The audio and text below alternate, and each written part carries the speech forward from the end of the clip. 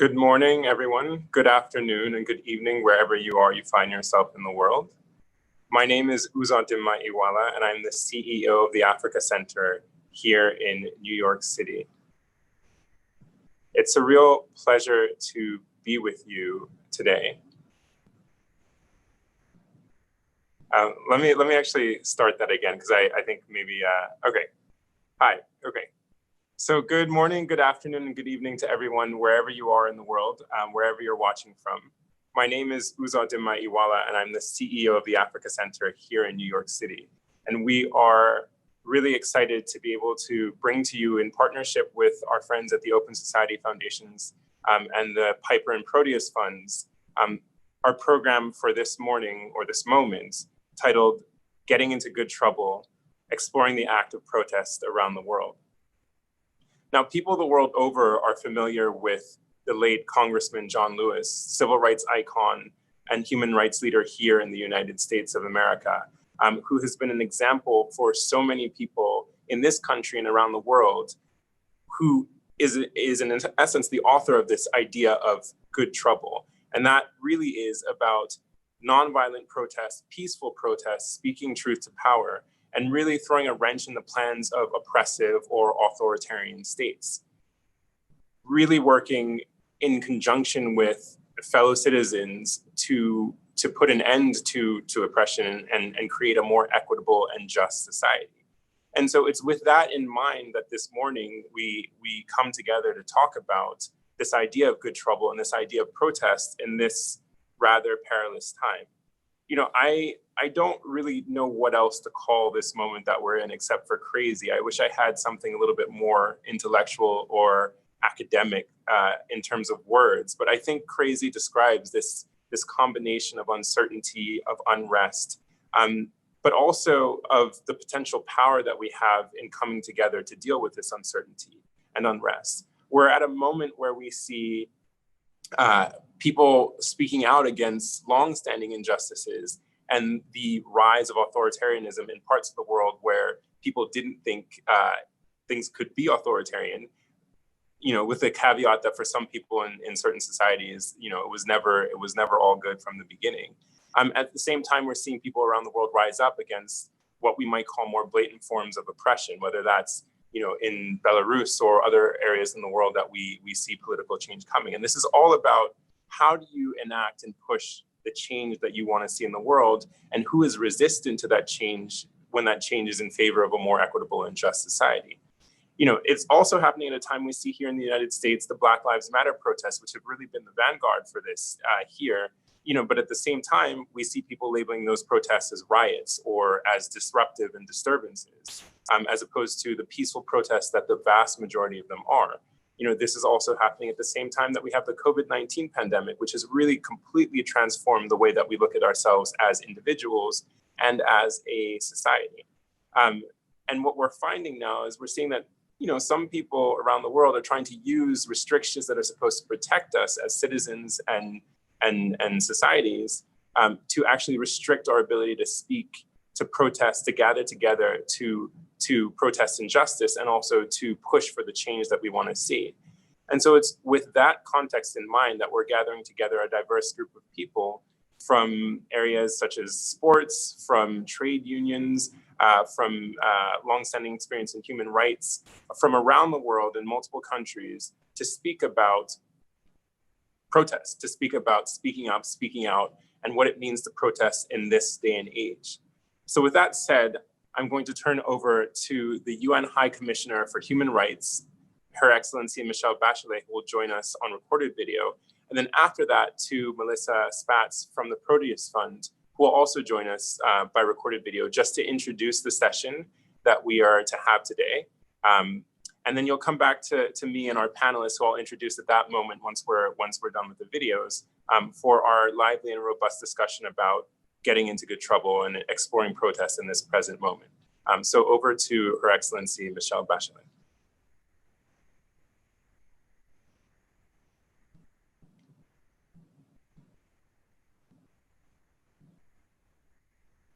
Greetings. I'm delighted that we are highlighting the need to protect the civic space, and in particular, the right to peaceful assembly.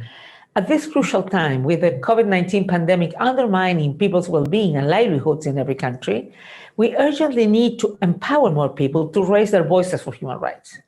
We have seen how critical it is to have universal access to affordable health care and social protections.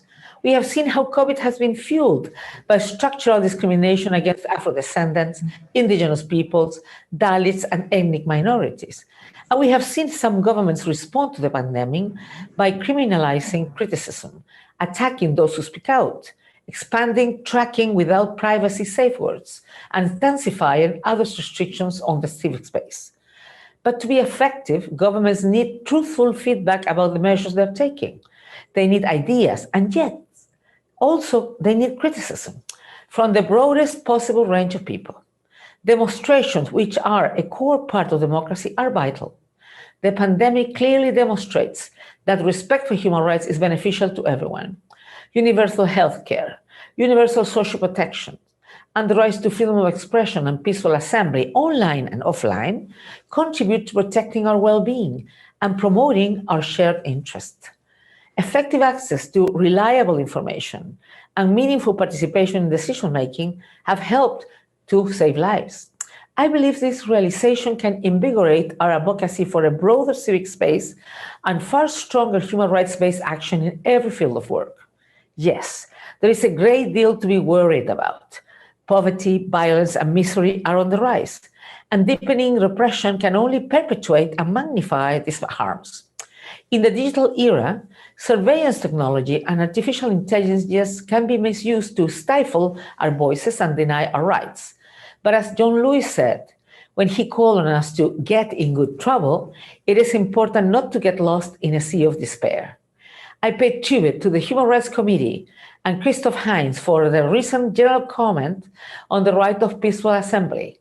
It provides solid guidance to state and an excellent basis for human rights advocacy. Our staff in the field are constantly engaged on those issues, particularly excessive use of force by law enforcement officers, and it is certainly most helpful to us. I hope that together we can encourage many people to join this great adventure of rebuilding our societies with more just, more peaceful, and more sustainable and climate-friendly systems. Thank you for standing up for human rights.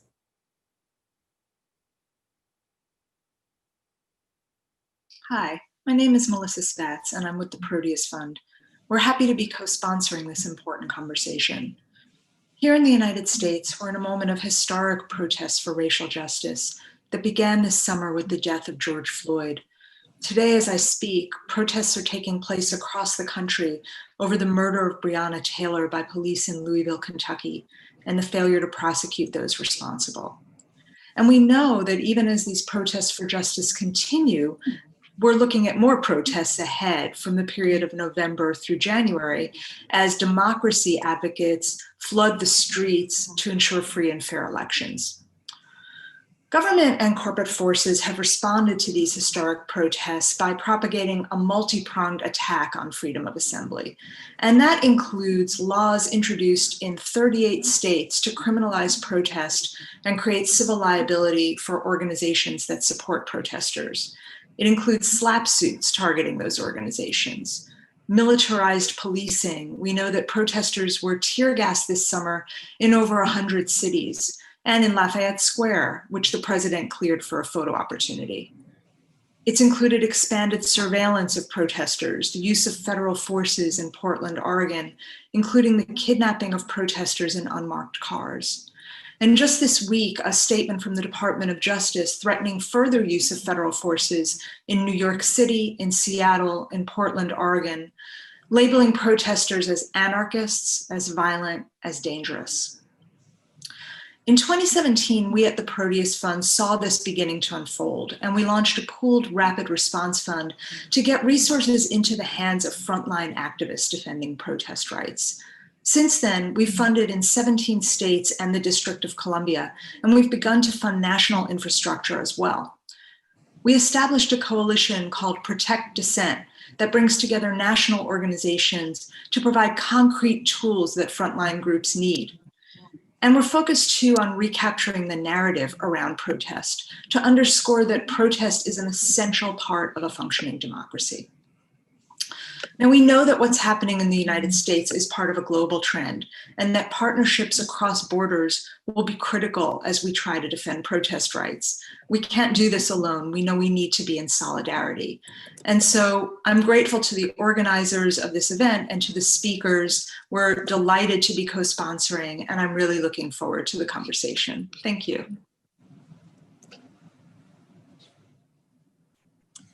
Hi, once again, to those who might have just joined us, first my thanks to Her Excellency and to Michelle, or to Melissa as well.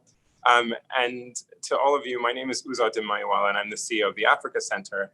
And I will be moderating the discussion that we are having today about getting into good trouble and exploring protests in this particular moment. So without further ado, I will introduce the panelists for today's discussion. Who are very distinguished in their fields, who are going to join us, and we're just going to have a chat about some of the ways that they are looking at protests, thinking about protests, theorizing protests, and of course, acting on their intentions. So I'll just start. I think it appears differently on everyone's screen, so I'll go in order of what I have in my notes. And first, welcome Christoph Heinz to the program. He is the former UN Special Rapporteur and member of the Human Rights Committee. And he's going to speak with us and speak about the UN's process for what protests means and how they're policed across the world. We also have Mary Harvey, who's the Chief Executive Officer of the Center for Sport and Human Rights. And she's going to bring the viewpoint about supporting athlete activism and why that's so necessary in this moment. We'll have Peter Mutasa, who is the president of the Zimbabwe Congress of Trade Unions. And he's going to touch on how protests are not just the domain of NGOs and the opposition, but also how they're an important platform for workers to challenge corporate power. And last but not least, we have Nneka Ogwumike, who is the president of the WNBA Players Association. And she's going to speak about her personal experience with protest and the WNBA's work on social justice in this moment. So to my fellow panelists, welcome to the program, and let's get started. So as you guys know, our general subject is this idea of getting into good trouble. And I think, I want to start with asking you all in brief, what does it mean to get into good trouble? But let me turn first to Nneka and ask you, the WNBA has been at the forefront of a number of the protests and really expressing itself. And I really wonder, one, that hasn't gotten as much attention as, say, the NBA boycott, but you guys were at this for much longer. And then two, how do you think about getting into good trouble as an athlete, as a prominent personality, when we have people making statements like, players should just focus on what it means to be on the court, just, as has been said by some newscasters, shut up and dribble. I'd be interested in hearing how you approach things in that environment, in that context. Well, firstly, Uzo, I want to thank everyone for including me on this panel today. It's such an honor to be in such great company with individuals speaking about getting into good trouble. Quite frankly, I think that we've learned, especially in this year, what it means to demonstrate and to be a part of your community. For the WNBA, we've lived this for so long. We've constantly been a part of our communities, speaking out, peacefully demonstrating, and understanding what that means to us and to those who follow us and to those who don't. Quite frankly, I think that because we are kind of born into this political space by being a league full of women in a male-dominated industry, and also being a league that is 70% plus Black, our lives are inherently political due to the system that we live in. Not because we are, but because of the system that we exist in. The things that we experience every day is politicized. And I feel as though we've always maintained that identity as WNBA players, as professional athletes. And quite frankly, too, because of the nature of the inequity that we experience, we have experiences that most athletes do not have. We play both here and overseas. We have players from different countries, obviously different walks of life. We have mothers that are playing. And I feel as though that us living our daily lives and being in tune with those who follow us in ways that most athletes don't, with the realities that they deal with, really contributes to us demonstrating as we do, and most notably, not just protesting peacefully, but in a way that is organized, unified, and we're able to mobilize in ways that can truly shake the world and change our community. Thank you, Nneka. I want to turn to Mary just to get your thoughts as somebody who has supported athletes in their right to protest. Just to follow up on what Nneka has laid out for us in terms of how athletes are approaching protests in this moment and what protections they need. Well, athletes need quite a bit of protection because they're incredibly vulnerable. You can see in many different ways, from death threats to denial of their right to make a living, to death. I mean, we just had an athlete in Iran who was executed for reasons that were X, but in reality, they had to do with him peacefully protesting in Iran in 2018 and 2019. He was targeted because he was a high-profile athlete. So athletes are incredibly vulnerable, and it's very important that we protect them because the days of just shut up and dribble or shut up and play are over. I think we're seeing that very, very clearly now. All right, and let me turn to Peter to bring it in because, like as we think about athletics and athletes, we can also think about the larger corporate structures that underpin some of the leagues and the whole environment. But you deal with corporate structures and you deal with protests from a very different angle as the head of a trade union. Speak to us a little bit about your experience now in Zimbabwe and what it means to protest in an environment such as where you are. And so for us as trade unionists, the right to protest means different things. We are fighting against authoritarianism, state authoritarianism, and also corporate power eroded by neoliberalism. So from a historical point of view, Zimbabwe was born out of a violent past. Prior to independence, the colonial state deprived the indigenous citizens of rights and discriminated against us. It was the trade unions who came first and organized themselves at the workplaces and waged peaceful protests in the 1940s, 1945, 1948. So that ignited even the struggle for independence. So for me as a trade unionist, the right to protest is a revolutionary obligation that brings positive social change because we then got our independence. But fast forward after independence, all dreams, the Zimbabwean dreams of a prosperous and fair Zimbabwean society were shattered. We are currently under a de facto military state. And in a military state, the constitution does not work. All constitutional rights are suspended. There's no social contract between the state and the citizens. And the all-powerful military uses command and coercion. So the right to protest is our only countervailing power and force against a heavily armed military. So we look at it as our only armory. That's our armory, so to speak. We can't fight them with weapons, but we can stand up and challenge them using our voice, using our collective action.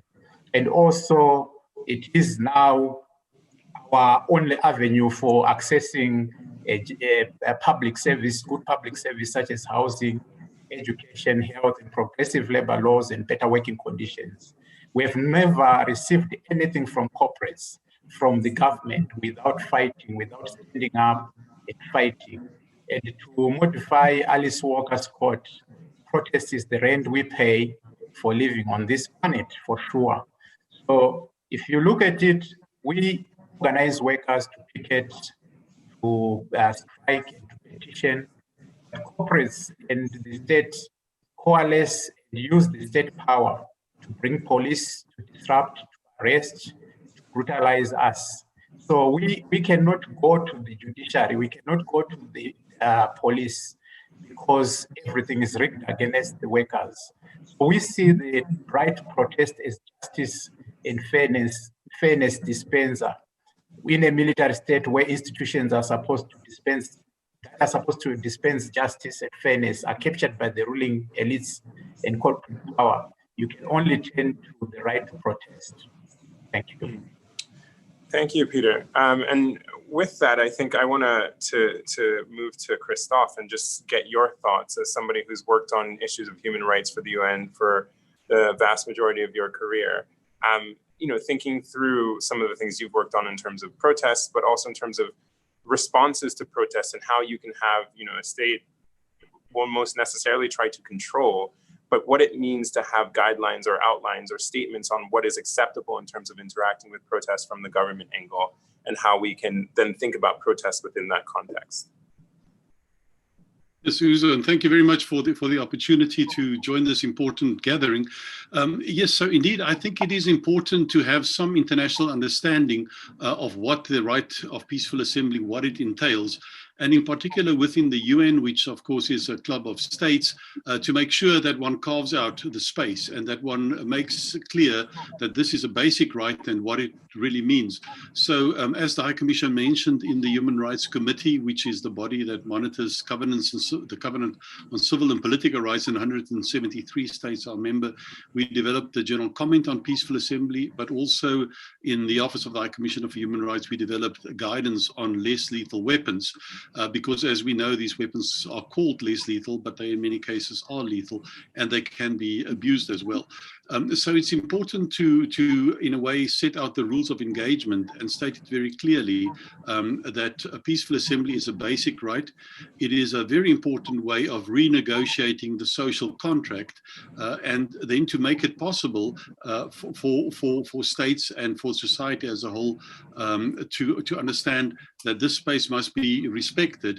And this is a space in which people can put out their views. And of course, in the first place, they get into good trouble themselves. But they also, in the second place, challenge society and ask them, is this really what we stand for? And I think it's because of that that it's so important that we recognize that this is a legitimate use of the public space in the same way that cars can use the roads and that people can use it for marathons and so forth. It's a legitimate way of being a citizen and of being an engaged citizen and being able to put one's views and your view and your vision and to shape your society by participating in these assemblies. Thank you, Christophe. Let me just take a second, because I think we can talk about protests and we can get really into it and we can get very academic with it. But to each of you here, I think my first question is, how are you feeling about this present moment? How are you feeling, and how is that expressed in the protests that you are leading or supporting? Is there fear? Is there hope? Is there anxiety about the future? I'll turn to Nneka, and how are you feeling? For me personally, I feel as though this moment is that of kind of an alarm or even a snooze for other people. I think it's woken a lot of people up, or it's reawakened some folks, and quite frankly, it's highlighted for me both personally and as I hold the presidency for the Players Association, the importance of educating ourselves, creating awareness in our communities, and developing accountability that can lead to action. And I'm very grateful to be a part of an organization and a league in which I have an opportunity to truly demonstrate that, especially as president and with my executive committee. We've learned so much through educating ourselves by being allowed into spaces of people who have been doing the work for so long. I think that that's something that's important for people to realize is that if you don't know, it's not necessarily a bad thing, but educating each other about those who have come before us, the history behind us, and what we can do to contribute to that for future generations together, and in a way in which we're doing more listening than reacting and speaking, that can really develop the cohesiveness that we want to see. But most importantly, for us to be able to change not just our actions, but our mindset in a way that can truly shift the culture, that allows people to go through their daily lives knowing that they matter and that their actions matter, and that all of that is a web in which we can kind of bind together to see the future that we hope for. I know right now it's difficult to see that future, but we must not lose hope. But we should also understand that there's a responsibility that we have as people to defend each other and to represent each other to the best of our abilities, most especially athletes with platforms. And let me go back to Christoph. I think Christoph, Peter said, quoted Alice Walker in saying that protest is the rent we pay for living on this planet. Do you think the price of living on that planet is getting a lot more expensive as you've seen it over the course of your career working in human rights? Yes, I think protest has always been important, and it has played an important role in the Peter mentioned the struggle in Zimbabwe, in my own country, apartheid, the civil rights movement in the US, and we can list many things concerning the environment and so forth over the years where it has played a role. But I think it's particularly important now. We're in a situation where technology allows states to use repressive measures that they've never been able to use before, and to get into the private lives of people. It's technology. It's also the extent to which multilateralism is under threat, human rights are under threat, civic space is threatened. So I think it's particularly important, even more so than in the past, that people will claim ownership of their own lives, because to a large extent, what you do if the state is repressive, you allow them to determine what your life will be about and what your values are about, and that's where I see it's very important that people, in a way, take these values into their own hands and say, we want the respect for our lives, we want the dignity for our lives to be asserted, and unless you assert it, it's not going to be given to you. And Mary, I'd be interested in what you think about that. Well, I think we're seeing the convergence of two trends. I think you're seeing athlete activism in a way that we haven't seen, I haven't seen in recent memory.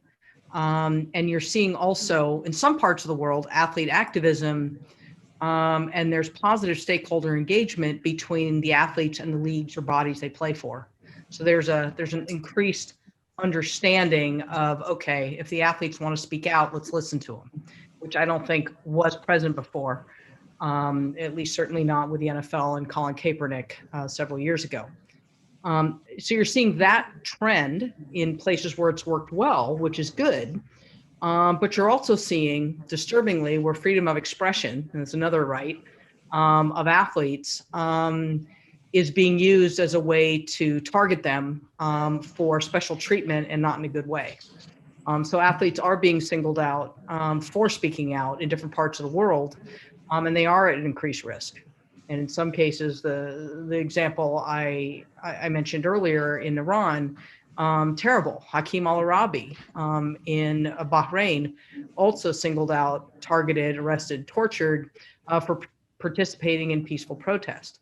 So athletes can become big targets depending on their circumstances. And it's really important that sport look at their right to freedom of expression and be supportive and protective of them. I want to touch on something that I think you and Nekan can probably speak to in great detail, which Peter brought up a bit earlier, which is sort of the corporate forces that are at work. And we all know about sort of the intimate connection between athletes and like leagues and sort of the corporate entities that sponsor or support. Mary, you mentioned earlier how athletes can be at a great risk of losing their livelihoods, as it happened to many folks in years before. We think about Muhammad Ali, we think about, and their names escape me, but the folks who raised their fists at the Olympics, many athletes, exactly. And we think about that folks who really, Colin Kaepernick, for example, I think it turned out okay for him, but, there's a whole thing about the corporate world and its ability to stifle athlete voices or, co-opt or uplift. And I'm wondering what you guys think about that in your own personal understanding of protest and also in your own personal experience in this moment where we are. So who do you want to take that first? I'll leave it up to you guys, but Mary, why don't you go ahead and sort of like take a stab at that, and then Nneka, if you want to chime in. Well, I'd like to hear what Nneka has to say about it, because she's been a professional athlete a lot more recently than I have been. So I'd actually be interested, and I'll come in after. Yeah, sure.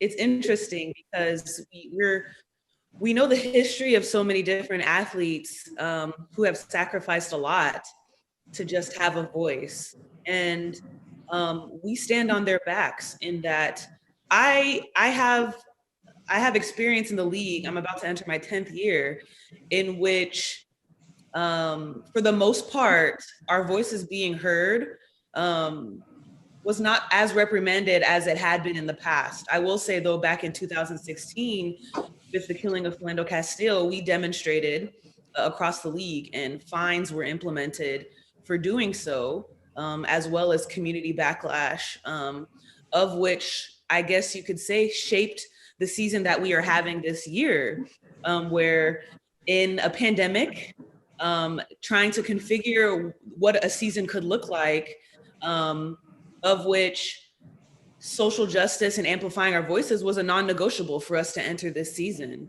And I feel as though it's different in different organizations and leagues.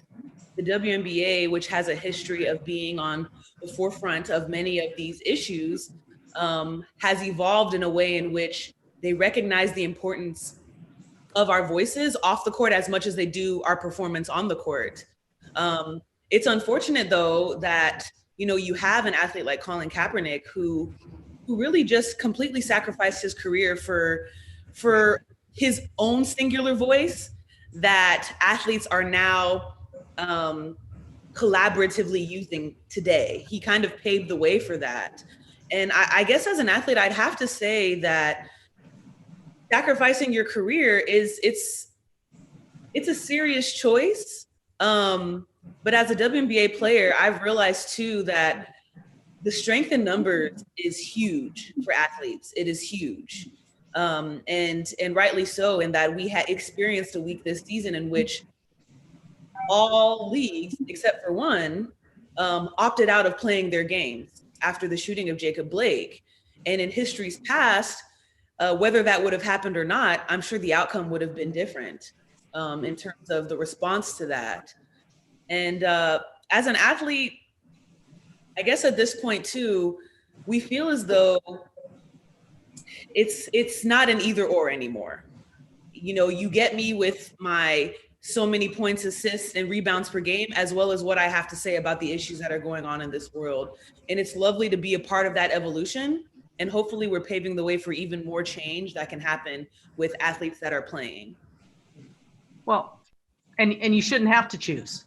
You shouldn't have to choose between your right to free expression and your right to earn a living. You shouldn't be put in that position.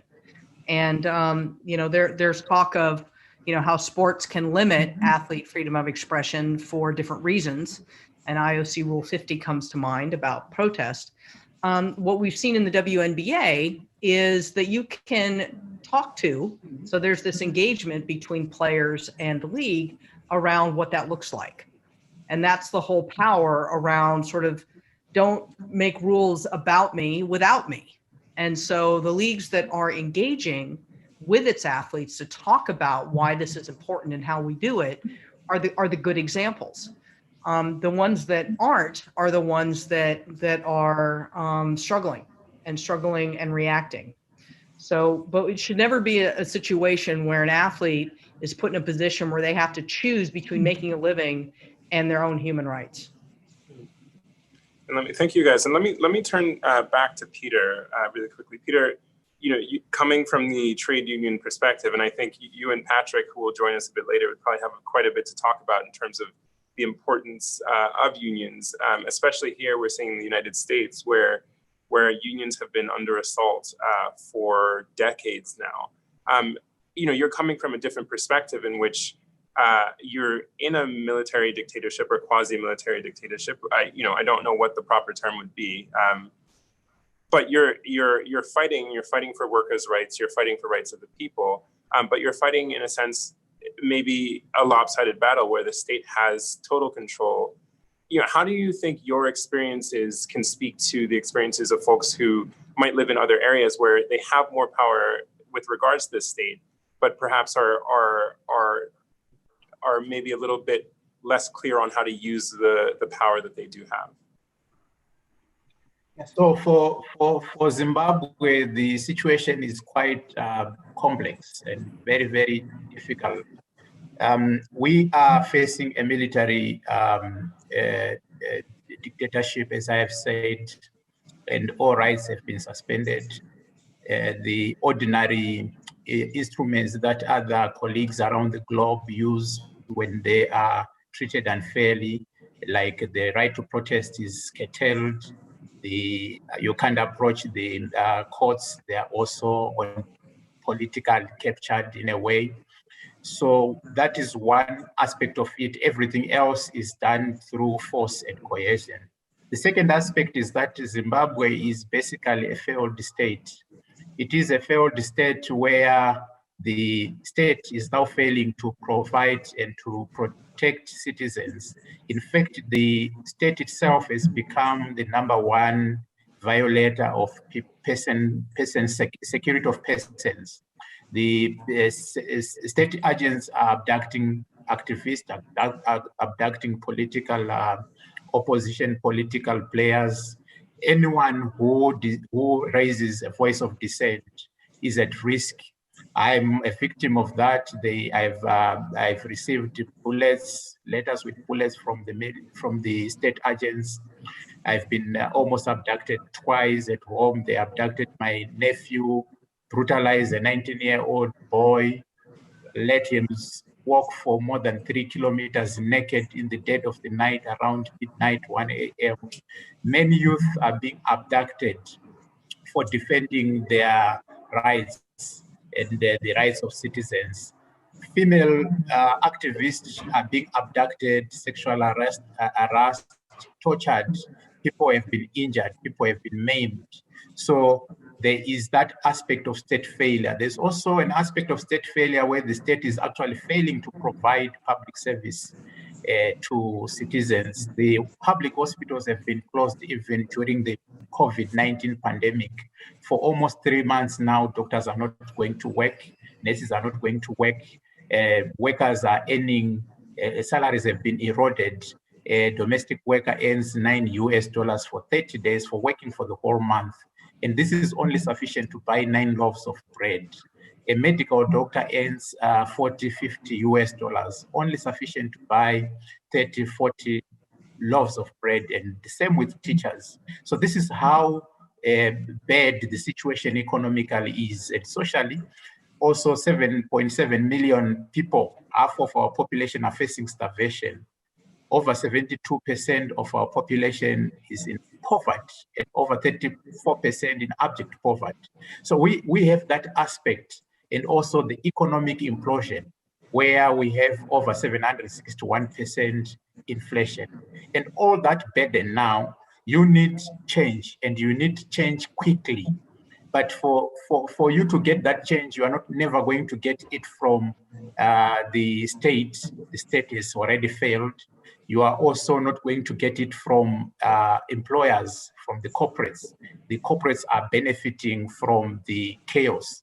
We are now seeing a different form of capitalism, which is crony capitalism, where there's a conflation between government and corporates, and where the ruling elites and the corporate power houses coalesce together for them to get maximum benefits. In South Africa, they're talking of state capture. In Zimbabwe, we're talking of cartels, big cartels that control oil, energy, and big sectors include pharmaceuticals. Right in the COVID pandemic, people were making millions because of their connection with politicians and corporate power. So this is a very difficult environment. At times, I must confess, you become disillusioned whether it's working, whether your small efforts will matter. But from the Black Lives Matter, huge successes and huge demonstrations which shook a very big capitalistic state, America, and also shook the whole world. you then get the comfort that it matters. And from also our historical background, where trade unionists fought against workplace vices and also graduated to fight for economic and political freedom, and became the nucleus of the fight for independence. We then get that solace that it works. So it's difficult, but we are now trying to use different strategies, and you can never plan for the whole year. You take it as it comes. If the government blocks this avenue, you try another one. At times you just use the social media. At times you just use workplace protest. At times you call everyone in the city, and you meet the military there. You are brutalized, but that is the price for freedom. I want to ask you very quickly before I turn to Christophe, for folks who are maybe sitting in places where they have not lived with the sort of oppressive or callousness of a regime, at least in their immediate lives. And I say this with the caveat, in the United States, there are groups of people who have forever experienced oppression by the state in some form or another. But what is your thought process on when you're facing a very bleak situation, very concretely, is what is the one thing you might suggest to people in terms of that's effective in maintaining hope or projecting strength, where people might seem like they're in a position of absolute powerlessness? So for me, the first point that I wish to make to my fellow comrades and friends who still have better environment is that don't take your freedom for granted. Once it's lost, it is very, very difficult for you to retain it. We lost it at independence, and up to now, 40 years down the line, we are still searching it, and it's quite elusive. So that's the first point. Everyone, everywhere must defend these rights that we didn't get easily. People died for them. If it is in the trade union, people died for the right to 8-hour working day. People died for the right to be paid overtime and to get sick leave and maternity leave. They died for them. They were brutalized, they were killed, they were dismissed from employment. We must guard jealously the rights that we have, no matter how slippery they seem to be. Let us reunite and defend them. And secondly, we appreciate, and I must say this on behalf of the working class, the solidarity that we get from around the globe. Solidarity is the engine that keeps us going. Recently, on the 23rd this week of September, we had solidarity from Global Trade Union Movement under ITUC, under the hashtag Solidarity for Zimbabwe Workers. It was very successful. Yesterday, the government issued a very chilling statement from the Minister of State Security, where they are alleging that opposition and trade unions are importing arms. They do that so that they create a story for them to come and clamp down on helpless citizens. But for the first time, this time they didn't mention us by name, because this week we had an ITUC Global Day of Solidarity for Zimbabwe. So they simply said labor. It shows that the solidarity works. When we were in prison in 2018 and 2019, and recently when comrades were in prison in July from political players and journalists, what changed the game was the solidarity from across the globe with Zimbabwean Lives Matter campaign. It makes the state moderate its vindictiveness and its brutality. So we call upon the world to watch over, the international community, the progressive movements, to watch over not just Zimbabwe, but all places in the world, around the world, where people are under dictatorship. Your voice matters. And finally, it also gives us hope when we see others fighting struggles and winning, no matter how small it is. So let us speak about the successes that we have. I went to the United States of America, Kettles of Solidarity Center, and watched how the Black Lives Matter organizes small groups. I was thinking that it doesn't work, but after this huge protest and these huge demands and these victories that we already start to see, it gives us courage. and also motivation that no matter how small the steps are, but they will become giant steps in future and victory is certain. Christoph, let me turn to you. Thank you, Peter. Christoph, let me turn to you. And you mentioned, Peter just spoke about this idea that the real danger, and Nneka and Mary have talked about that. And you started off by talking about this idea of less than lethal weapons, which as a term, I find funny. And I wanted to just go into that a little bit deeper with you. And have you speak a little bit about your experience as someone who comes from South Africa, where protests is in many ways at the core of where the country is right now. If not for protests, would we see modern South Africa? And if not for protests, would we see a transforming South Africa dealing with some of the issues that maybe weren't dealt with at the end of apartheid?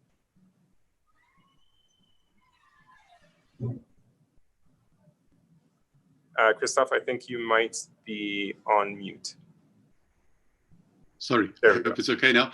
Yeah, so the term less lethal weapons has replaced the earlier term non-lethal weapons. So in the 1990s, these technologies were developed. At the time, there were basic batons and otherwise firearms. And so the idea was that you have something that's less likely to cause death than firearms. This is called less lethal weapons.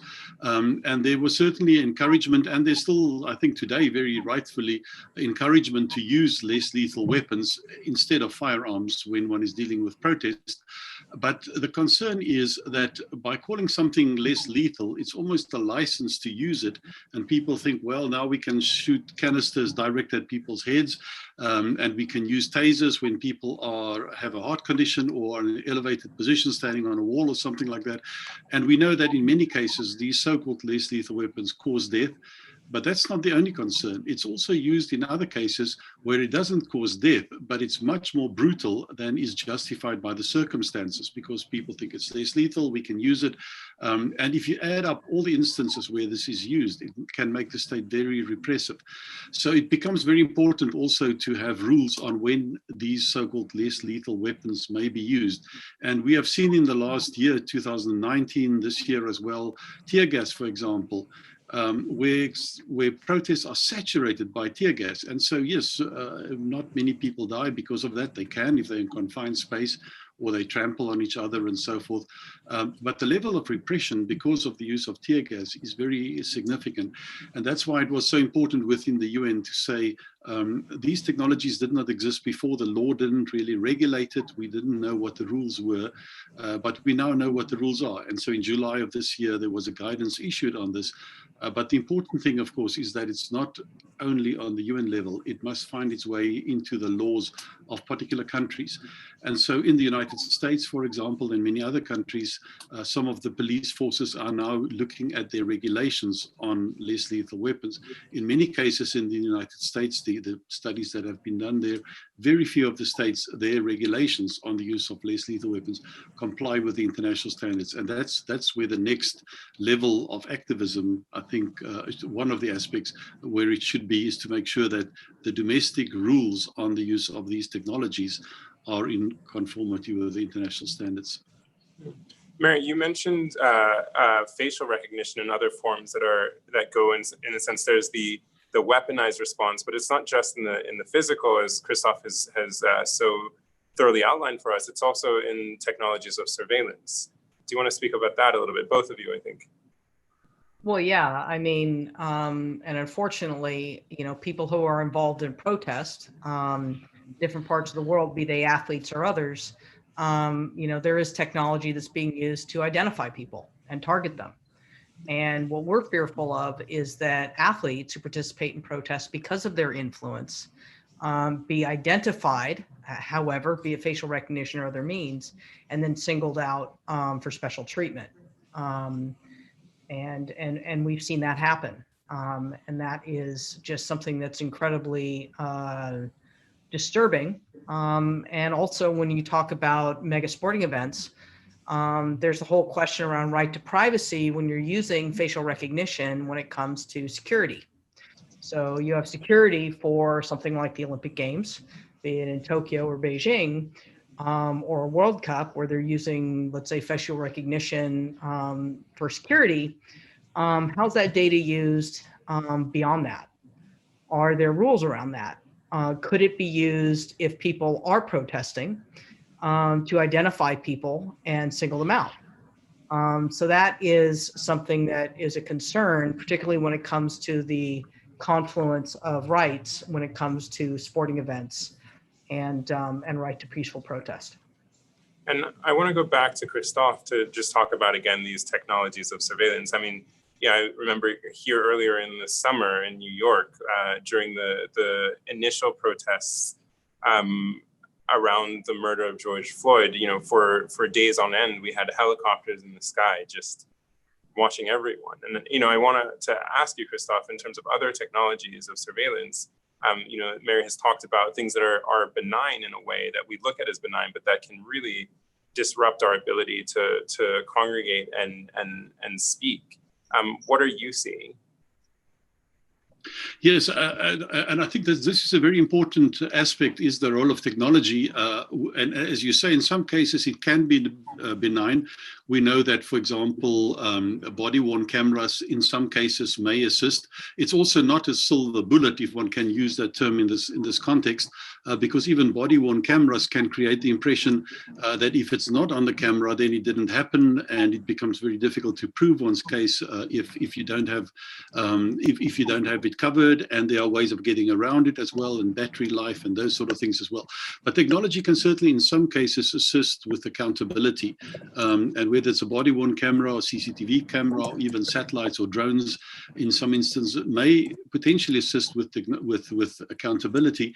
But the very same technology can very easily be used to repress. And that can be through facial recognition during an assembly. And we know in some countries this is done now, and people get social credit or they lose their social credit if they are pictured to be in a demonstration, for example. But it's also through surveillance in advance of assemblies, where the information on what is on the Twitter feed and where people are going, where that is captured, and where that's used in order to prevent this from taking place. So I think the technology has to be seen. It's a very complex area where we have to recognize that in some cases it can provide, like with less lethal weapons, it can in some cases have a positive effect, but it has a tremendous negative effect, especially if it is used by a repressive state, because that means then that the state, in addition to having a monopoly on physical force, that it also has this monopoly, or something approaching a monopoly, on the information. And if we look at assemblies today, to a large extent, assemblies that used to take place offline, and also because of COVID now take place online. And if that space is controlled by the authorities, that means that they have much more power to prevent dissent, and then eventually to go after those who have been involved in dissent.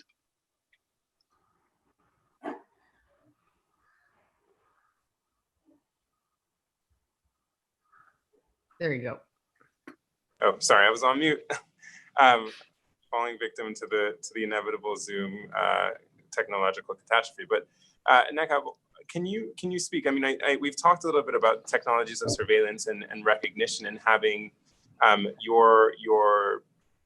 someone's face essentially be out there, and you are in a very prominent position. You are speaking out, and you know, as you mentioned with Colin Kaepernick, people get targeted, people are attacked. And I'm wondering, how have you dealt with that? How do you process this heightened risk that you're exposed to? And if you could speak about some of the ways that people have come after you and your fellow athletes, and how you guys have worked to process that and continue working together. Sure. You know, I'd have to say that processing, I guess, that spotlight, it's much easier when you're a part of a group. And so, although I am the president, I'm also a part of the executive committee, of which we have 7 members. And then we have our staff with the Players Association as well. And the strength in numbers, it sounds cliche, but it's a real thing. You know, we stood in solidarity this season and continue to do so as we enter the finals. And I'd have to say that target feels less so when you have a group of people that are willing to hear your story and also organize and mobilize in a way that can really galvanize as many people as we're able to reach out to.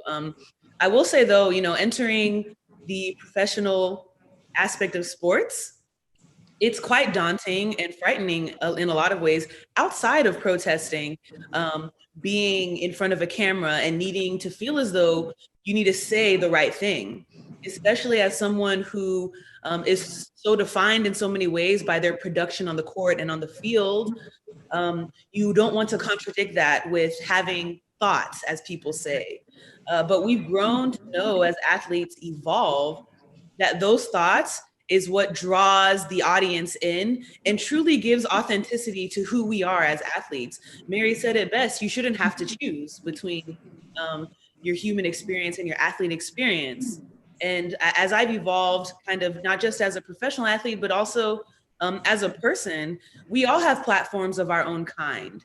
And we would be remiss not to use those, not just in a way that suits our community, but suits us. And I feel as though the targeted nature of the culture that we experience now, whether it be finding scapegoats for certain situations or finding a hero in certain situations, it can be quite detrimental because it leads to this polarism that we experience, especially in politics. I think it's important for us to understand that we are people that evolve, we can change. And because we have this idea of cancel culture in which someone says something that may not adhere to your own belief system, instead of taking that as an opportunity to educate ourselves on someone else's perspective or someone else's experience or expertise, we see that as an aspect of our thought processes that just don't suit our own narrative. And I think athletes have a unique perspective in that because we are scrutinized always. And especially with the evolution of athletes using their voices and amplifying how they demonstrate and how they peacefully protest and kind of create this change in their community, we see the variables and we see the spectrum in which we exist that we can use to, instead of polarizing, bringing everyone together, and more so as athletes that stand together, both female and male athletes and those in other countries and otherwise. Mary, I think you have some thoughts about this as well. Well, yeah, I mean, the thing that is, I think, difficult, and I don't want to speak for you, but, when you're an athlete, the only thing that matters is performance.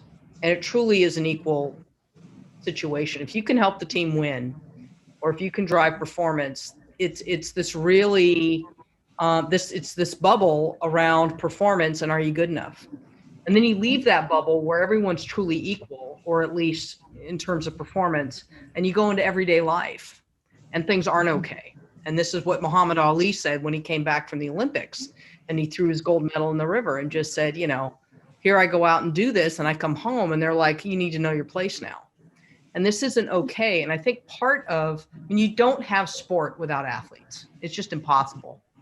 And athletes are a product of their environment, right? They've had all these experiences that they bring through the door, through the arena when they go to work every day.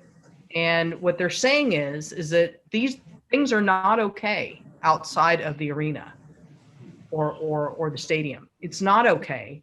And I have a few things to say about it.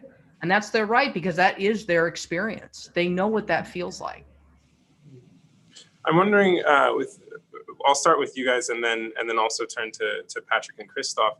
Nneka, you mentioned something about sort of being in the spotlight and this idea of heroes.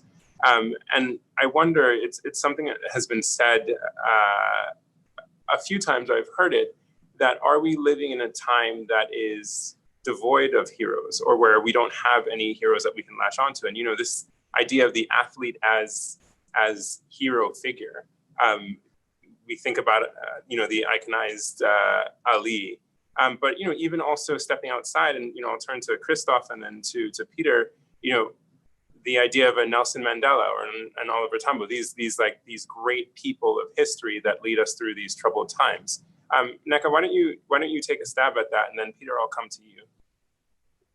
Sure. And, you know, I almost feel as though Mary is saying everything that's in my head. You know, I think that she makes an excellent point in that as athletes, the playing field is leveled when we're on the court and on the field. And then once you leave that, all of a sudden your value fluctuates. And I think what we've learned most, especially this year, is that all heroes most certainly do not have a jersey on, wear capes, trophies, and such. And I think this idea, or this idealistic view of a hero being just all-knowing, superpowered type of person that is oftentimes depicted in athlete is, it's not something that we have to lean on. I think that we have to find that heroism within each other, within ourselves, within our communities. And that's something that we are really trying to do as WNBA players, to kind of show that the hero that you see in us is also in you. Because once we step off the court, we are now a part of society. Not to say that we weren't while we're on the court, but there's this idealistic view of who we are as people because of what we do performatively. And that heroism, of course, is represented in us as athletes. But I think we also try our best to understand that we can demonstrate that valor and that excellence that we so wonderfully do by scoring points and getting rebounds and getting assists, as we do in our community as well. And it's dangerous for athletes to not realize the influence that they have, and they just shut up and dribble as people want them to do. You know, I think it's interesting when people ask us why we're even saying anything or for us to shut up and dribble. And quite frankly, I would love to just go and play and not have to worry about what's going on out there. I mean, I think anyone more than anything is an athlete who wishes that they could only think about playing basketball, playing whatever sport that they play. And that was most certainly not the case for us this season, and hasn't been for athletes before us. But the reality is that we are citizens playing a sport in which people also use as an escape. But our escape is not necessarily on the court, when what we're experiencing out in the world is now permeating into our daily lives and the platforms that we hold as athletes. And so that heroism is in everyone, and it's our duty as the heroes of our community to use our platforms to understand that we are very much the same, more so than we are, I guess, different when you see us playing on the court. And Peter, let me jump to you. You know, heroes in the struggles that you guys are facing down in Zimbabwe. Who are they? Where are they? And how do you cultivate heroes, as Nega has said, in everyday ordinary people as we think about protest?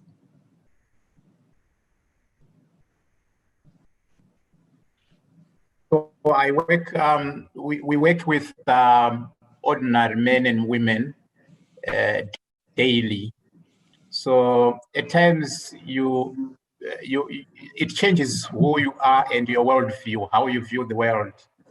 We grew up hearing a list of heroes, the Robert Mugabes and many other liberation heroes that we were schooled to believe are heroes.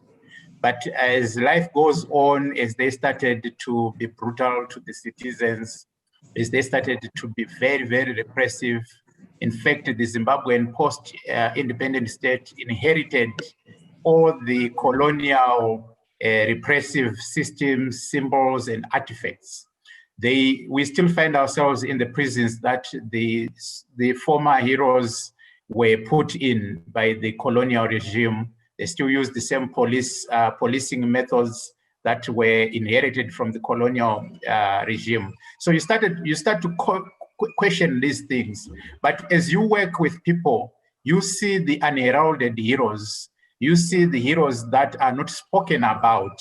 I've worked with people who have rejected opportunities for job progression, opportunities for making wealth through corporates, bribes, and the like, and died poor.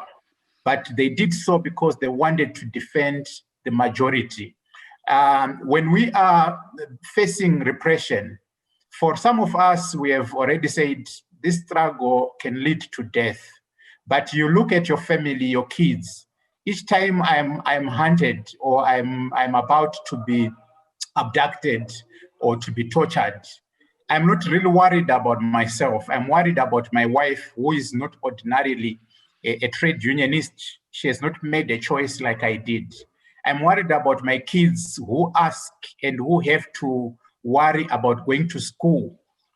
I'm worried about the kids of the activists, the collective activists, their families. And to me, those people are heroes who are unheralded.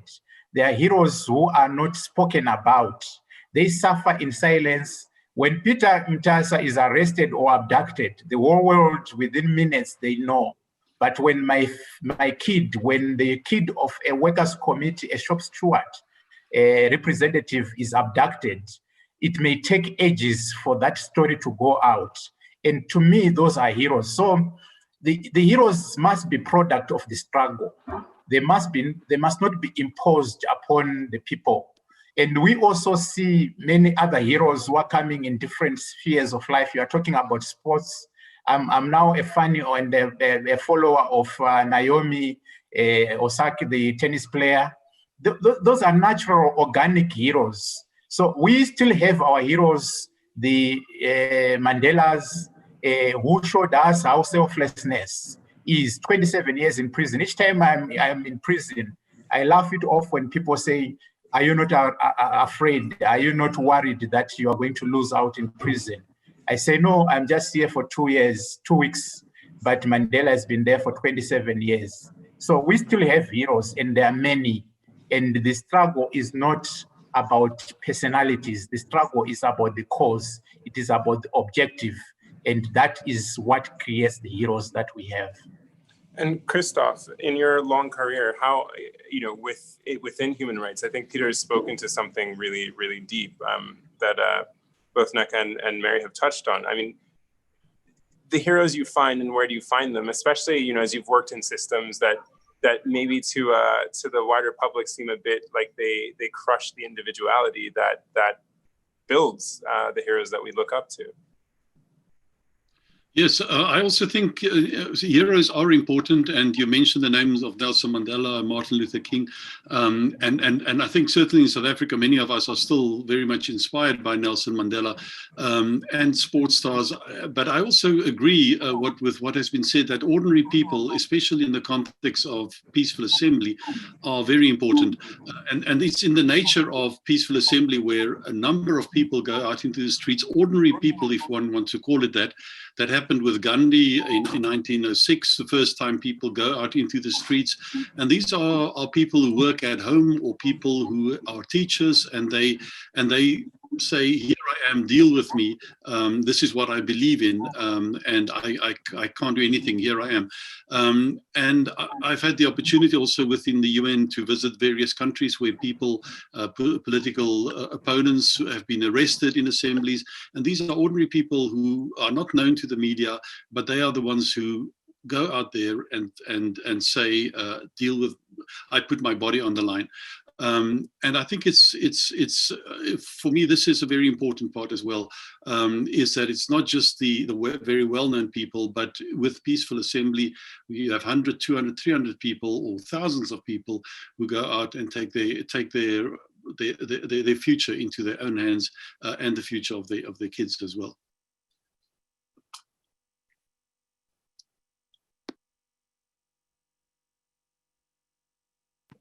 Thank you. Sorry for that, guys. I hit the mute button so that I'd keep the background noises to a minimum, and of course start yakking away without realizing. Christoph, I think your point, cementing that point that folks have made about everyday heroes is really important, and really drives home what Neka, Mary, and Peter have said.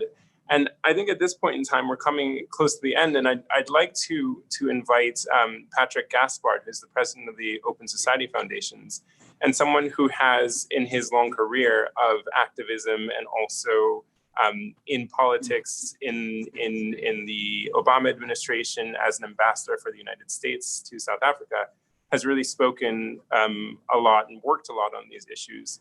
to come in and offer some remarks on the discussion that we've had with you guys, and some thoughts on where we are at this particular moment and where we need to go. So Patrick, if you want to just join us very quickly, we'll give you a little time to speak to the conversation that we've had, and then I'll come back and we can close it up and thank our panelists.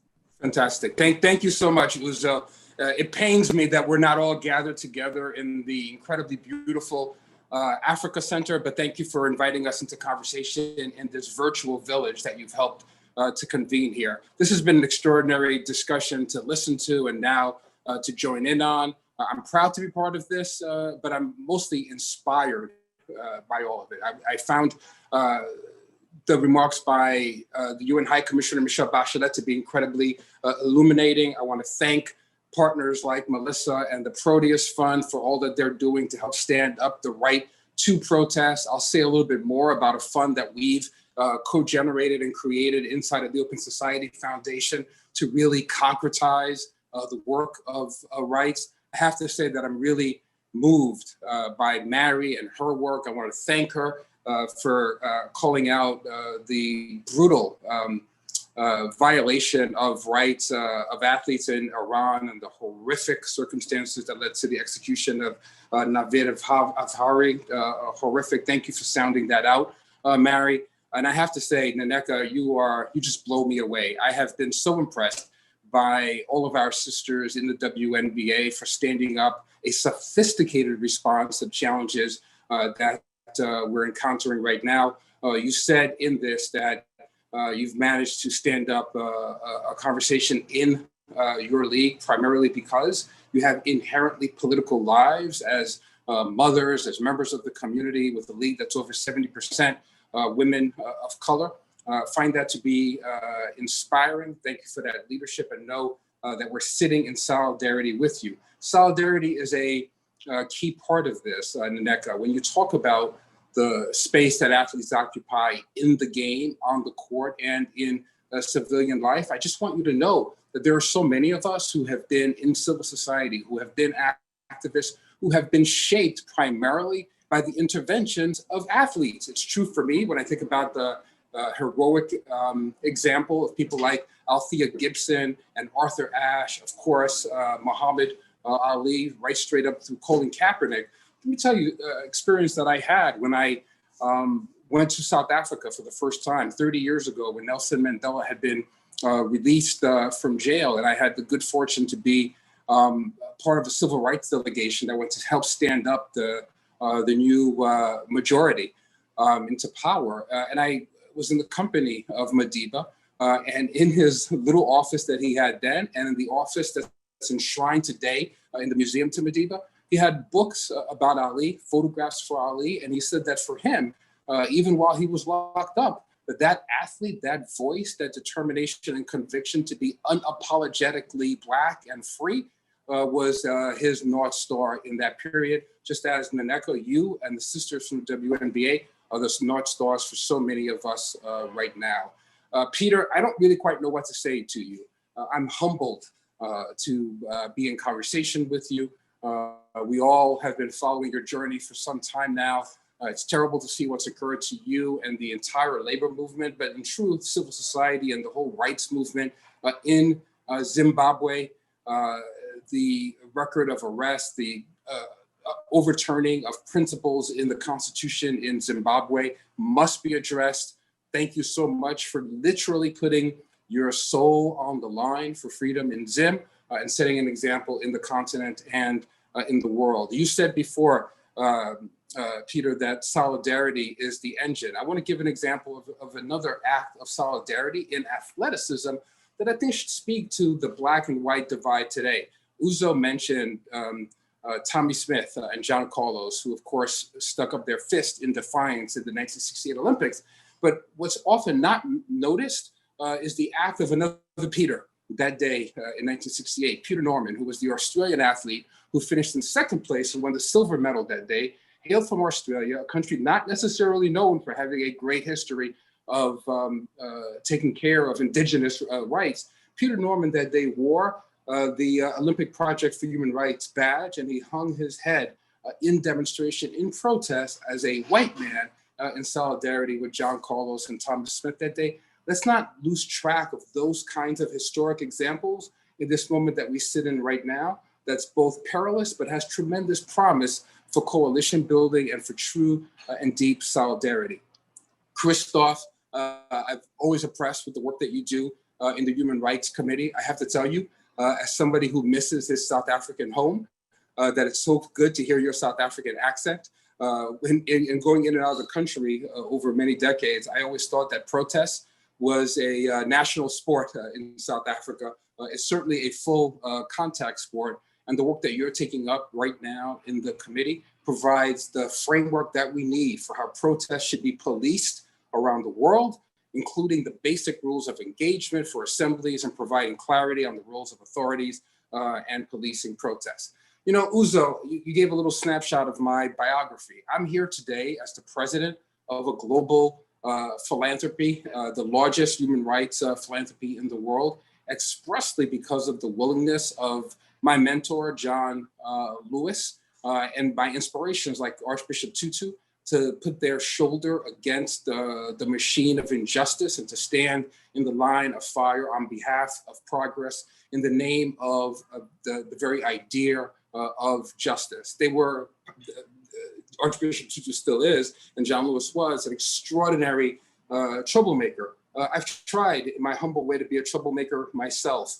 first standing in solidarity with those who were fighting for the Black majority in South Africa, becoming a labor activist and protesting for the rights of workers, and spending the majority of my young life and adult life on the front lines of work against police brutality.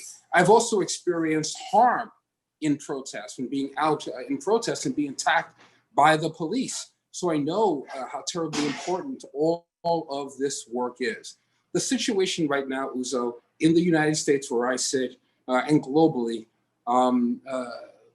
both inspires us to lean in and make deeper investments, but we also recognize that it's a time of real peril, from Zimbabwe to Belarus to Hong Kong. Demonstrations, boycotts, dissent against authoritarianism and structural inequalities are increasing. And it's our young people themselves, many who aren't even yet old enough to vote in their societies, who know that their first civic duty is to stand up for rights and to say no against authoritarianism. Unfortunately, the very leaders who should embrace that critique and see it as an opportunity to improve participation for citizens are instead lashing out. We've seen the pushback against Black Lives Matter in the US. Peter has given us a sense of what he's experienced and endured in Zimbabwe. I won't rehearse the brutality that we've seen in the streets of Belarus. It's similar in Nigeria, Kenya, and Ghana.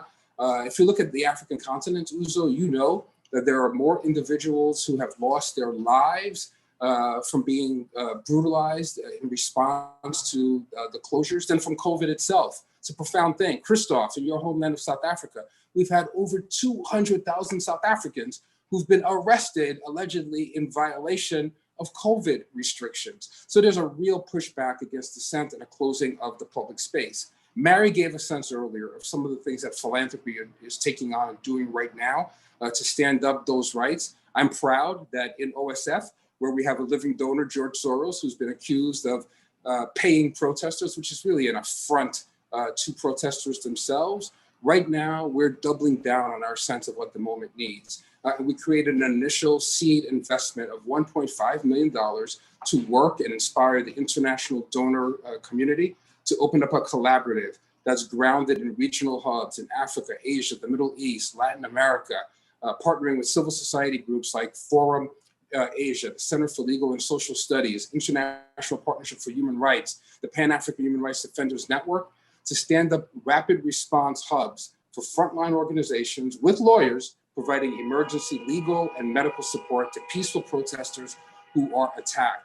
I'm hoping that we're going to inspire other donors to come in. Similar to the $220 million investment we made in Black Lives in the US, we hope that this will be generative.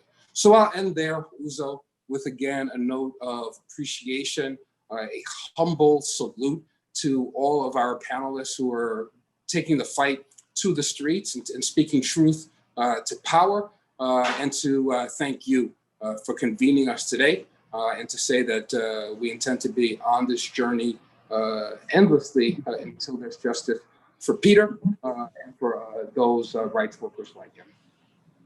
Patrick, thank you so much for your remarks, for your words, and for joining us, and for your example and the example of the Open Society Foundation. Before I close out, I want to thank OSF, and I want to thank the Proteus Fund and Piper Funds for working with us to put this together. There are a lot of folks that you don't see on the screen who really worked hard to make sure this panel could happen. So I won't name all of them, but we thank you guys as well. And then to Mary, to Nneka, to Peter, and to Christoph, thank you guys so much for your thoughts, for your time, for your bravery, and for the examples that you are setting for all of us who are out here concerned about the state of the world, and also looking for a way to use our voices, whether we have the prominent platforms, or whether, as you guys have said, we are sort of the unspoken heroes of our own lives, trying to change this world. So to all of you guys, we have 3 minutes before we close out and before we say goodbye to everybody. I just want one sentence from you in terms of what you think we need to do to make this world better and to secure our rights to express ourselves and create change. Nneka? I believe that of all the things that we can do, what we can do is now have actionable accountability. And you could do that in small things in your life, or if you have a big platform, but certainly actionable accountability is what we need to move forward. Christoph? I would say there was a time in history when violence was the preferred tool for states and for those who protest. I think we have the option of peaceful protest today. This does not rule out any other options, but there is a very strong interest for states to provide space for peaceful assembly and for society as a whole to enable its conflict to be resolved in a peaceful way. And Mary? Sorry, now I did it. I would say that the whole idea of talking to each other. I mean, this, nothing about me without me. And, especially when it comes to athletes and sport, that there be a real willingness by those who hold power in sport to talk to athletes about why they feel it's necessary to speak out and to do so at their own risk. And Peter? I think what John Lewis said is what I'll end by saying. Ours is not a struggle of one day, 1 week, or 1 year. Ours is a struggle of a lifetime, or maybe even lifetimes. And each one of us in every generation must do our part. So I call upon everyone, the youth, the women, everywhere where you are, play your part for your generation. And lastly, Zimbabwe is in deep trouble.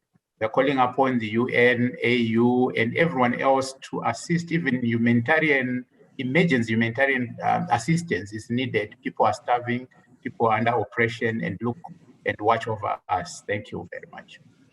And I think there are no better words to end on than ours is not the struggle of a day, a year, a month, or even a year. So thank you guys for getting into good trouble. Let's all make sure we keep getting into good trouble. And for everyone out there who joined us, thank you to you all for spending some time with us in your day to talk about issues of great, great importance. And stay strong, everyone, and stay safe. Thank you very much. Thank you. Thank you.